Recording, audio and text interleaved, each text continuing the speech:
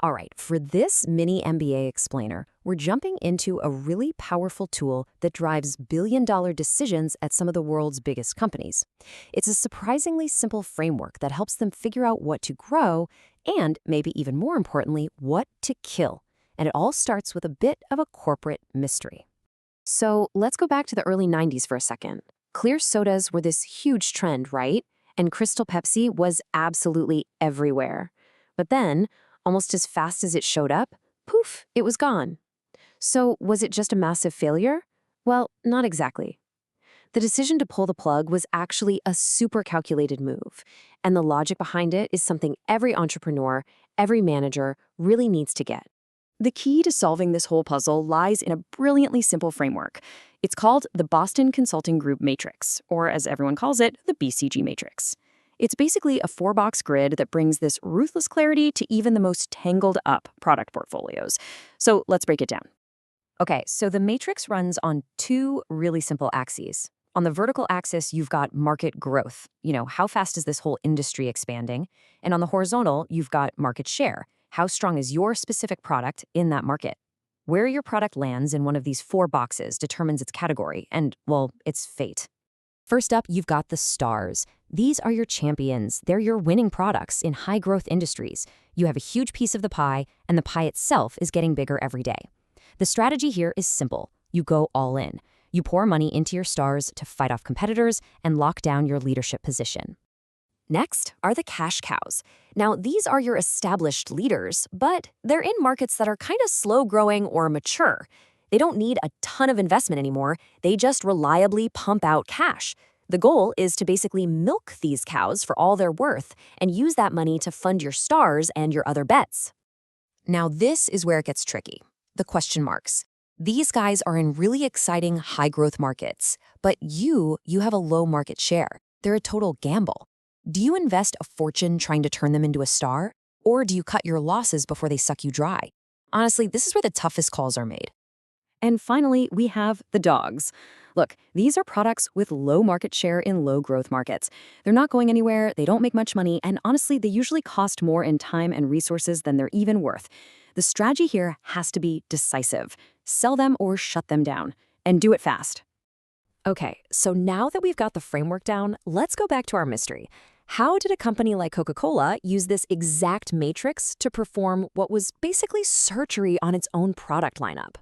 Well, Coca-Cola looked at the booming sugar-free soda market, that's high growth, and they saw that their product, Coke Zero, was a dominant player, high market share. That makes it a classic star. So what did they do? They went all in, investing over $1 billion in marketing to turbocharge its growth and make sure it stayed number one. And where did all that investment money come from? From their ultimate cash cow, classic Coke. The traditional soda market is mature, right? It's low growth, but Coke has a mind-boggling 40% share. It just consistently churns out around $20 billion, which provides all the cash they need to feed their stars. And this brings us back to that whole clear soda fad. It was definitely a high-growth market, but Coke's own version, a drink called Tab Clear, had a really low market share. It was a textbook question mark. After a test run, they looked at the data and realized it just wasn't going to become a star. So they made the tough, strategic call to kill it and put those resources somewhere else. It wasn't a failure, it was a choice. And finally, let's look at Tab Soda. The diet soda category was actually shrinking. That's low growth.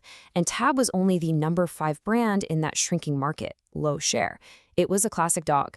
It was just draining resources and not giving much back. So in 2020, Coca-Cola made the perfectly logical decision to discontinue it for good. And this just shows you the incredible power of the model. By ruthlessly cutting their dogs and their losing question marks, they saved an estimated $500 million. And by doubling down on stars like Coke Zero, the company hit $45 billion in revenue in 2024. That is strategy in action. Okay, so this is where it gets really cool for us. This isn't just some dusty framework for huge corporations. You can actually apply this exact way of thinking to your own projects, your business ideas, even your personal skills, to figure out where you should be putting your time and energy. Let's take this developer, Alex. His Python skills, they were a total cash cow, bringing in a steady 120 grand a year from a pretty mature market. At the same time, Crypto was exploding, making Web3 skills a really high-growth area. But his skills were weak, a classic question mark. So he milked his Python gigs for income while he invested 10 hours a week into that question mark. And the result? He turned that gamble into a star and landed a blockchain job paying double. And once you learn this framework, you start seeing it everywhere. Netflix pours a massive, star-level budget into a show like Stranger Things while ruthlessly canceling its underperforming dogs. Over in India, a company called Zomato sold off its dog comics platform to triple down on its star, which was food delivery. See, this isn't a one-time thing. It's a yearly discipline for the best companies in the world.